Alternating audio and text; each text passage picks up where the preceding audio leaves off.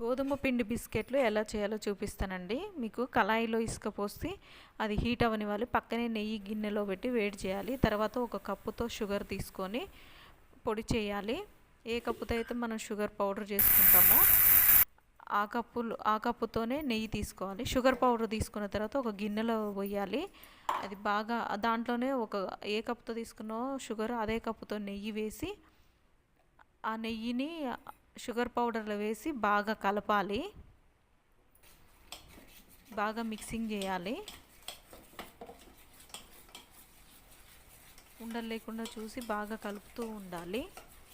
అది కలిపిన తర్వాత గోధుమ పిండి, ఇప్పుడు నెయ్యి మనం ఏ కప్పుతో వేసామో అదే కప్పుతో గోధుమ పిండి 4 కప్పులు తీసుకోవాలి. డైరెక్ట్గా వేస్తే ఉండలు కట్టుతుందండి. అందుకని జల్లెడతో ఇలా జల్లించి 4 కప్పుల పిండిని ఇందులో వేసి బాగా మిక్స్ చేయాలి ఉండలు లేకుండా.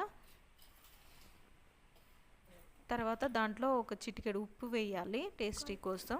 తర్వాత మళ్ళీ బాగా కలపాలి. ఇది కరెక్ట్గా కలిసిందో లేదో ఇట్లా ఉండ చుట్టితే ఉండ రావాలండి. తర్వాత అదంతా ఒక బండ మీద వేసుకొని చపాతీ కర్రతో అన్నీ ఈక్వల్గా చేసుకొని సమానంగా అనేసి చపాతీ కర్రతో ఇట్లా ఈక్వల్గా వచ్చేటట్లు చేసుకోవాలి. చుట్టూ విరిగిపోకుండా మంచిగా చేసుకోవాలండి. దగ్గరికి నొక్కుతూ మంచిగా షేప్ చేయాలి. వేరే ఒక ప్లేట్లో నెయ్యి వేసి దానికి నెయ్యి పూసి పక్క పెట్టాలి. తర్వాత మనకి నచ్చిన షేప్లో బిస్కెట్స్ హాఫ్ మూను కట్ చేసుకొని ఆ ప్లేట్లో పెట్టాలి. ఈలోపు కడాయిలో ఇసుక పోసాం కదండి, అది బాగా హీట్ అయిన తర్వాత ఈ బిస్కెట్స్ అన్నీ ఒక ప్లేట్లో కట్ చేసి పెట్టిన తర్వాత వాటిని నచ్చిన షేప్లో కట్ చేసుకోవచ్చు. మనము కట్ చేసిన వాటిని అన్నిటినీ నెయ్యి పూసి నా ప్లేట్లో ఒక్కొక్కటి దాంట్లో వేసుకోవాలండి, విరిగిపోకుండా జాగ్రత్తగా.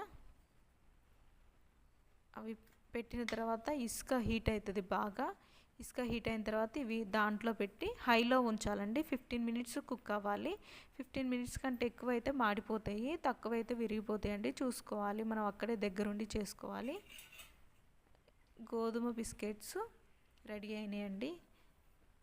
మీకు ఈ బిస్కెట్స్ నచ్చినట్లయితే లైక్ చేయండి, షేర్ చేయండి, సబ్స్క్రైబ్ చేయండి.